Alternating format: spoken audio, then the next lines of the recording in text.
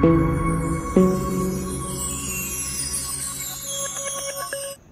મિત્રો, આજે આપણે જે ઝાલાવાડની ધરતી, જે ઝાલાવાડ તરીકે ઓળખાય છે, એવી ધરતી ઉપર જે મહાદેવ શિવનું, કેદારનાથ મહાદેવનું મંદિર આવેલું છે, જે ખૂબ જ ઝાલાવાડનું પ્રખ્યાત મંદિર છે. વિડીયોની આપણે શરૂઆત કરીએ રઘુભાઈ, તેના પહેલા આપણે એક મહાદેવની જય બોલાવી દીધી, કેમ કે આજે મહાદેવના પાવન સ્થળ ઉપર ઉભા હોય તો મહાદેવને આપણે પહેલા માન સન્માન આપવું જોઈએ. તો કેદારનાથ મહાદેવની જય.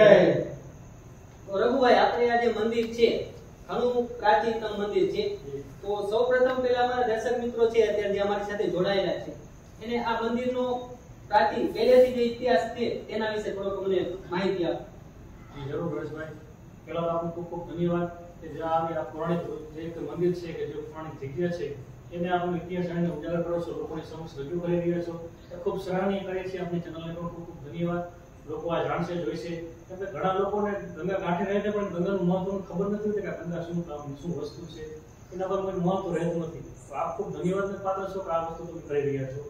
હવે આપ કહ્યું કે આ જગ્યાનું મહત્વ, તો આપણે સૌરાષ્ટ્રમાં, ગુજરાતમાં, ભારતમાં કહેવાય છે કે નેક પેગ ધર્મની પાણે પાણે વાત, સંત સુરા નિપજાવતી ત્યાં ધરતીને મીરા. આ આપણા સૌરાષ્ટ્ર પંથકમાં તો જ્યાં તમે કોઈ પણ જગ્યાએ ધૂળ ઉખાડો છે તો કંઈક એમાં તમને જાણવા મળશે. પણ આ તો જગ્યા એટલી પૌરાણિક છે કે આ આશરે 9800 વર્ષ જેટલું પૌરાણિક મંદિર છે. આ જગ્યા છે, એનું મહત્વ છે, એ દૈવિક તત્વો છે, એવી આ પૌરાણિક જગ્યા છે કે જે ખૂબ જાણવા જેવી, દર્શન કરવાના યોગ્ય છે. જેમ કહીએ કે પૌરાણિક શિવલિંગ છે તે દેવની અંદર છે, 9800-900 વર્ષ જેવું થયું. ને એ જગ્યાએ પાંડવોનો અજ્ઞાતવાસ જ્યારે હતો ત્યારે આશરે 6-1 મહિના સુધી અહીં રહ્યા. એમની સાથે કૃષ્ણ ભગવાન ત્યાં અહીં આવેલા અને તેમને પોતે ગંગા જળથી ગંગા પ્રગટ કરી અને શિવલિંગનો અભિષેક કરેલો. એ ગંગાજળ આ નદીમાં પ્રવાહિત થયું. આ નદીનું મહત્વ ગંગા નદી જેટલું છે. આ સાથે આ નદી કુંવારિકા નદી કહેવાય છે.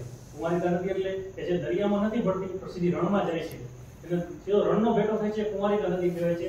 કુંવારિકા નદી બહુ ઓછી જોવા મળે છે. આ નદી કુંવારિકા નદી અને પાછળ પવિત્ર નદી છે. આ એક ખૂબ જ યાત્રાનું ધામ છે મોટું.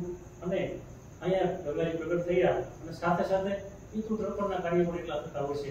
કે ચૈત્ર મહિનામાં, કાર્તિક મહિનામાં અને ભાદરવ મહિનામાં પિતૃ તર્પણમાં એટલા લોકો હોય છે. અહીંયા તમે જુઓ તો માણસો સમાતા નથી. જે આ જગ્યાનું મહત્વ કે બદ્રી કેદારનાથ છે એથી પણ વિશેષ છે. અહીંયા લોકો જાય છે. ઘણી આપણે વાત સાંભળેલી કે અહીંયા લોકો જતા હોય તો એમને કહે છે કે તમારે તો કાંઠે, ઘર કાંઠે ગંગા વહી જાય છે, તમારે અહીંયા જરૂર પણ નથી, તો તમે અહીં શા માટે તપો કરો? એટલું આ જગ્યાનું મહત્વ છે. તો જે લોકો જાણે છે એ સમજે છે. બાકી નથી હોતા, ગંગા કાંઠે ઘર હોય છે એ ગોંદાનું મહત્વ નથી ખબર હોતી. અમુક વસ્તુ એવી હોય છે. રઘુભાઈ, આ જે મંદિર છે એનું બાંધકામ થયું, દી પહેલા ડેમનું બનાવવાનું કાર્ય શરૂ થયું, તો એ કઈ સાલમાં થયું આનું ડેમ બનાવવાનું ખાતમુહૂર્ત? એના વિશે કઈ તમને જાણો છો? જી, આ ડેમ બનાવવાનું ખાતમુહૂર્ત 1998 સાલમાં કેશુબાપા પટેલની જે સરકાર હતી ત્યારે આનું ખાતમુહૂર્ત થયું હતું. પણ એને ઘણી વર્ષ 2007-8માં 10 વર્ષ જેવું કામ ચાલ્યું, આમ સફળ થતું નહોતું અને ચાલે પણ નહીં, કેમ કે આખી દુનિયાનો નાથ ભોળાનાથ અંદર ડૂબમાં હતો. એની ઉપર જો કે બાંધકામમાં તો સફળ થવાના નથી. ઘણા લોકોની આસ્થા અને શ્રદ્ધામાં જોડાયેલી હતી. ઘણી બધી લોકો એન્જિનિયરે, ઘણા મોટા એન્જિનિયર, મોટી મોટી કંપનીઓ ખૂબ અથાગ પરિશ્રમ કર્યો, કોઈ સફળ થતું નહોતું. ઉપરના સ્લેબ ભરે તો આખો દિવસ કામ કરે, કમ્પ્લીટ સ્લેબ થઈ જાય તો રાતે મતતા આવે નીચેમાં જે માણસો કામ કરતા હોય કેટલા ડટાને મરી ગયા, મોટા મોટા એન્જિનિયરો મરી ગયા, કોઈ રીતે કાર્ય સફળ થતું નહોતું. ત્યારબાદ 2007માં આનું પ્રતિષ્ઠાનું કાર્ય ચાલુ થયું, 2008માં પૂરું થયું અને ત્યારબાદ આ ડેમ બનાવવામાં ત્યાર પછી કોઈ વિઘ્ન નથી આવ્યું. આ એક પુરાવો જ કહેવાય. એટલે લોકોને પંચો ન માને તો કોઈ વાંધો નથી, અમે તો પંચો માની અમારી શ્રદ્ધા છે. પણ આ એક લોકોનો પુરાવો છે કે 10 વર્ષ સુધી જો ડેમ નહોતું બનતું તો 1 વર્ષની પ્રતિષ્ઠા થઈને તરત આ ડેમ પૂરું થઈ ગયું છે. આ જે મંદિર છે એ લગભગ 8900 વર્ષ કરતા પણ ઘણું બધું પૌરાણિક મંદિર આવેલું છે. તો રઘુભાઈ, જ્યારે તમે વાત કરી કે જે સૌથી પહેલા શિવલિંગ હતી એ આજે અત્યારે હાલમાં બ્રાહ્મણી ડેમ 2 છે એની અંદર વચ્ચે હતી, બરાબર? એટલે તો એ લિંગ પાણીમાં ડૂબી ગઈ, જળાભિષેક થઈ ગયો, તો પછી એ મંદિરમાં દર્શન કરવા તો શક્ય બને નહીં. તો પછી આ મંદિરનું કઈ રીતના આખું પ્લાનિંગ થયું કે કઈ રીતના મંદિરને બનાવવામાં આવ્યું, એનો કોઈ ઇતિહાસ હોય અથવા એના વિશે કોઈ તમે જાણતા હોય તો માહિતી આપો. નથી જરૂર. એ શિવલિંગ એવું હતું, આજુબાજુમાં ખૂબ પ્રખ્યાત હતું, ઘણા બધા લોકોની આસ્થા જોડાયેલી હતી અને કહેવાય છે કે જ્યાં શ્રદ્ધા હોય એ પુરાવાની જરૂર જ નથી હોતી. કેટલા લોકોને શ્રદ્ધા હતી કે આ સમાચાર પડે કે ડેમ મંજૂર થયું છે, ડેમ આવી છે પાણીનો, અને ઘણા લોકો વિરોધ કર્યો, પણ સરકારને બધા પહોંચી ન શકે. પણ છતાં વિરોધ એટલો બધો હતો કે સરકાર પાસે અરજી કરી, ગામના અગ્રણીએ બધા અરજી કરી અને આ મંદિર પાસ થયું. સર્વ ગામના અગ્રણી અને આ મંદિરના જે શિવશક્તિ ટ્રસ્ટના જે પ્રમુખ છે જગદીશસિંહ ઝાલા, એમના અને બીજા અગ્રણીના બધા પ્રયાસોથી આ મંદિરની જે ગ્રાન્ટ મંજૂર થઈ અને મંદિરમાં મુખ્ય ફાળો અમને આપ્યો અને ભવ્ય મંદિર નિર્માણ કાર્ય કર્યું. 2007માં અમારા ગામના સરપંચ ધર્મેન્દ્રસિંહ ઝાલા હતા, ત્યારે એમના મોટા ભાઈ જગદીશસિંહ ઝાલા દ્વારા આ નિર્માણ કાર્યને હાથ લેવામાં આવ્યું અને આ ભવ્ય મંદિર 2007માં શરૂ કરી 2008માં 11 મહિનાની અંદર આ ભવ્ય મંદિર નિર્માણ કાર્ય પૂરું કર્યું છે. આ એમના અથાગ પરિશ્રમનું ફળ છે જે આ મંદિર ઊભું થઈ ગયું. નહીં 11 મહિનાની અંદર એક બિલ્ડિંગ પણ બનતી નથી સાહેબ.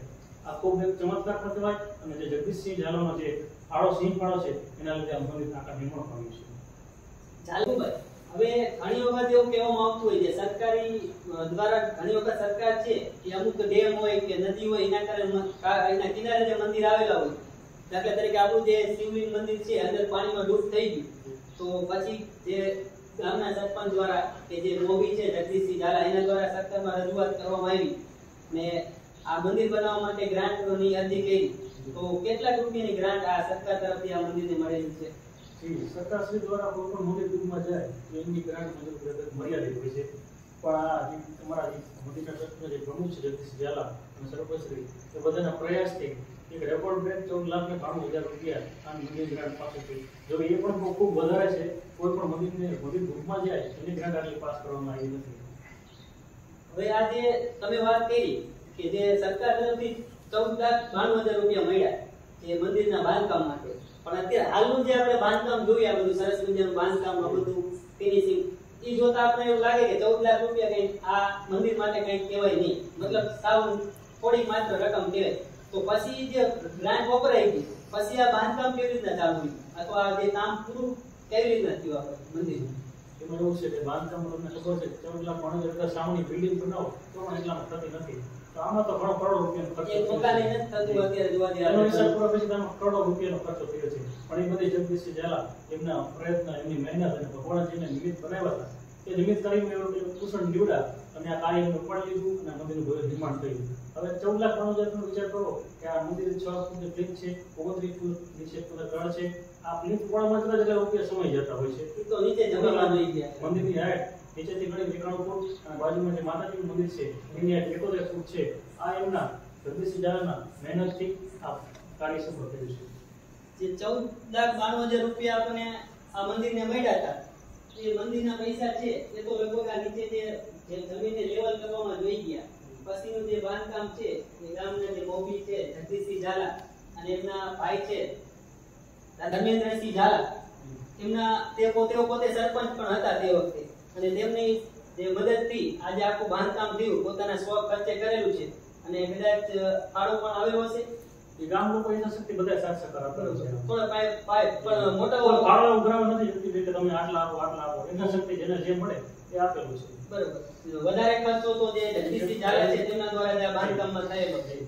એક વ્યક્તિ દ્વારા આટલું મોટું બાંધકામ કરવું એ પણ ઘણું સરસ કાર્ય કહેવાય અને ઘણો બધો શ્રદ્ધા, જે તમે વાત કરી કે શ્રદ્ધા હોય અહીંયા પુરાવાની નથી જરૂર પડતી. અને જે વ્યક્તિ 14,92,000 ની રકમ લઈ અને બાંધકામ શરૂ કર્યું, આવડું મોટું બાંધકામ કર્યું, એટલે ઘણું સરસ કહેવાય. અને તમે અગાઉ પણ વાત કરી કે જે આપણું કેદારનાથ ધામ છે, જે એના કરતા પણ આ જે મંદિર છે એને વિશેષ મહત્વ આપવામાં આવે છે ભારતમાં. તો એક આપણા માટે આ જે ઝાલાવાડની ધરતીના લોકો છે એના માટે એક આ પાવન સ્થળ બનાવ્યું એ જગદીશસિંહ ઝાલાને આપણે ખૂબ ખૂબ અભિનંદન આપીએ. અમારી ચેનલ વતી પણ અમે એમને અભિનંદન આપીએ છીએ. એમના પરિવારને પણ ભગવાન માતાજી જે છે મહાદેવ હંમેશા સારું આપે, તેમના દ્વારા આવું સરસ કાર્ય કરવામાં આવ્યું છે. હવે આ જે મંદિર છે એનું કંઈક પૌરાણિક મહત્વ રહેલું છે. તમે જે વાત કરી કે પાંડવો આવેલા, વનવાસ ગાળેલો, ભગવાન શ્રી કૃષ્ણનું હતું મહત્વ, તો એવું પણ ક્યાંક મેં સાંભળ્યું હતું ગામના કોઈ વ્યક્તિ દ્વારા કે અહીં કને એક ભોંયરું છે ગુફા, એમાંથી તમે અંદરથી જાઓ એટલે સીધા જૂનાગઢમાં નીકળે, એવું કોઈ વાત સત્ય છે કે સત્ય વાત છે? કેમ કે કોઈ પણ આવી પૌરાણિક જગ્યા હોય ત્યાં આવી વસ્તુ હોય છે સાધુ સંતો માટે કે બહારના વ્યક્તિ કે બહારનું વાતાવરણ એમને તકલીફ ન આપે એવી એમની પોતાની વ્યવસ્થા જ હોય છે. એ ભોયરું કહેવાય છે, મેં જોયું નથી, અમારા વડીલો વાત કરતા અમે જોયેલું છે. એ ભોયરુંમાં જઈશું તો જૂનાગઢ નીકળતું અને અમુક જે નવલોક સાધુ પુરુષ હોય એ લોકો અવર જવર કરતા. અને અમુક તમે અંદર ડેમની અંદર જે શિવલિંગ હતું અમુક તમે અંદર ત્યાં ઘરા જોયેલા છે કાયદે મેં જોયેલા છે એટલા ઊંડા છે કે નજર ન પહોંચે. વડીલ તો એવી વાત કરતા કે જે 7 ખાટલાની જે દોરી આવે એ દોરી ઊભી નાખો તો સીધી તળીએ જાય એટલા ઊંડા અંદર એની ખાણ હતી બધી એવું અંદર મોટી મોટી ખાણ હતી જેમાં સાધુ સંતો બેસીને તપશ્ચર્યા કરતા હતા એવું બધું મહત્વ હતું. અહીં જ્યારે પાંડવો આવેલા ત્યારે ભીમ તાવડી હતી જેમાં ભીમે રોટલા રાંધી બધાને ખવડાવેલું એ બધું જવાબદારી ભીમની આવતી હતી બધાને જમાડવાની. ભીમ તાવડી પણ આ મહત્વ છે એની પણ આ જગ્યા આવેલી છે. આ બધું પૌરાણિક મહત્વ છે આ જગ્યાનું. હવે તમે જે ભીમ તાવડીની વાત કરી 3 પથ્થર ઉપર કઈ પાણીની તાવડી બનાવી પછી રોટલા કરાવી પાંડવોને ખવડાવ્યા હતા. પણ જ્યારે બાંધકામ ચાલુ કર્યું આ ડેમનું ત્યારે એવી વાત પણ અમે સાંભળી છે કે જે હિટાચી મશીન આવે 5 પથ્થર તોડવા માટે એ નવું મંગાવેલું કંપનીએ જે અહીં કામ ચાલુ હતું એ કંપનીએ જ્યારે આ હિટાચીને ભીમની તાવડી તોડવા માટે કંઈક કાર્ય શરૂ કર્યું તો એનું શું થયું એનો કંઈક ઇતિહાસ હોય તો તમને ખબર હોય તો જણાવો. સાચી સાહેબ સાંભળ્યું છે કે તાવડીના પથ્થર ખૂબ મોટા હતા એને હટાવવા માટે હિટાચી મશીનના કાયદેસર સ્પેર પાર્ટ અમુક નોખા થઈ ગયેલા ત્યારે આ મંદિરનું બધું બાંધકામ મંજૂર નહોતું થયેલું. અને કહેવાય છે શ્રદ્ધા છે ભલે નથી માનતા એમાં કોઈ ઘટના બતાવે દુર્ઘટના બતાવે એટલા વિઘ્નો આવેલા છે આ મંદિર આ ડેમ બનાવવામાં તેની વાર ઘણા લોકોએ જીવ ગુમાવ્યા છે. આ મંદિર નિર્માણ કાર્ય શરૂ થયું એ પછી જ આ ડેમનું કાર્ય સંપૂર્ણ રીતે રિન્યુઅલ ચાલુ થયું છે. આ જે ડેમ છે અને મંદિર સાથે એક સાધુની કથા જોડાયેલી છે એક સંતની કથા એવી પણ અમે વાત સાંભળી છે. તો એ કયા સંત હતા કે જેનું આ મંદિર સાથે કે આ ડેમ સાથે કનેક્શન હતું? એમાં એવું છે કે અમે તો અમારી જાતને એટલા ભાગ્યશાળી સમજી છીએ કે અમારા આ સુસવા ગામે પાવન ધરાવવાનો જન્મ થયો છે ત્યાં અનેક સાધુ સંતો સુરવીરો થઈ ગયા છે. અમારા ગામમાં લોકો ખેડૂત લોકોની જીવતા સમાધિ છે નદીના સામા કાંઠે જમીન છે ત્યાં પણ પ્રભાતની નામના પ્રખ્યાત સંત અને અહીંની વાત કરી તો અહીં ભગવાનદાસ બાપુના એક સંત થઈ ગયેલા અમારા વડીલો વાત કરતા મારા દાદાને બધા કે સંત હતા ત્યારે નદી આખી ભરપૂર જ વહેતી હતી પણ ત્યારે ઘણા માછીમાર કરવા આવતા હતા ત્યારે એ બાપુને એટલો એનો પ્રભાવ હતો કે કોઈ માછીમાર નહોતું કરી શકતું. અને ઘણા વડીલો એવું અમને કહેતા કે બાપુ કદાચ આના માછીમારવા જાય તો એ બાપુ વાઘનું રૂપ લઈ અને એમને ભગાડતા હતા પણ નુકસાન નથી પહોંચાડ્યું. કોઈને માછીમારી કરવા નહોતા દેતા કે બાપુ એવા વ્યક્તિ હતા મહાપુરુષ હતા. ઘણા લોકો વડીલો નજરે જોયેલી કથા અમને કીધી છે. એટલે આ ડેમમાં જે બીજા ડેમની જે માછીમારીની જે પ્રવૃત્તિ થાય છે નથી થતી હાલમાં એની મંદિર બની ગયું તો એનું સંચાલન છે એ હાલ કોણ કરી રહી છે? જે અત્યારે આ મંદિરનું સંચાલન શિવ શક્તિ ટ્રસ્ટ દ્વારા થાય છે. એના પ્રમુખ અમારા ગામના જગદીશ જયરેશ ઝાલા અને ગામના જે અન્ય સભ્યો છે એમના દ્વારા સંચાલન થાય છે. શિવ શક્તિ ટ્રસ્ટ છે તે આ સરસ મજાનું મંદિર છે એનું આયોજન સંભાળી રહી છે અને જે પિતૃ કાર્ય વખતે લોકો આવતા હોય તેને અહીંથી જ બધી સગવડતા આપવામાં આવે છે. અહીંથી જ બધી સગવડતા અહીં કને જો હવે રઘુભાઈ જે આપણે પિતૃ કાર્ય માટે ઘણું બધું પ્રખ્યાત સ્થળ છે અને ઘણા બધા લોકો અહીં આવે છે પણ જે આ વિડીયો જોશે બીજા દર્શક મિત્રો એમને અહીંયા આ સ્થળની મુલાકાત લેવી હોય તો એ લોકો કેવી રીતે અહીં આવી શકે? જી ખૂબ પ્રખ્યાત સ્થળ છે એટલે ગોતવામાં પણ કોઈ તકલીફ થાય એવું નથી. જેમ કે બ્રાહ્મણી એક ડેમ છે જો કે તેનું હાલ નામ પ્રપાલ સાગર ડેમ નામ પાડ્યું છે અને આ બ્રાહ્મણી 2 જે અત્યારે શક્તિ સાગર ડેમ તરીકે ઓળખાય છે. તો હળવદથી તમારે આવવું હોય તો 15 કિલોમીટર ડેમ થાય છે. હળવદથી હળવદમાં આવી છે ત્યાં વચ્ચે સુસવો ગામ છે. સુસવો ગામથી આ 2 કિલોમીટર ગામ થાય છે અને આમ હળવદથી મોરબી વાળા આડી હાઈવે ઉપર આવવું હોય તો અહીંયાથી પણ આવી શકાય છે. હળવદ મોરબી અને હળવદ માળિયા આ બંને રસ્તા પરથી આપણે આવી શકીએ એટલે કે હળવદથી લગભગ 15 કિલોમીટરના અંતરે આ સ્થળ છે આવેલું છે અને ખૂબ જ પૌરાણિક રીતે મહત્વનું ગણી શકાય એવું ઝાલાવાડ પંથકમાં આવેલું આ સ્થળ છે જેનું ગુજરાતમાં જ નહીં ભારતમાં પણ ખૂબ નામ છે.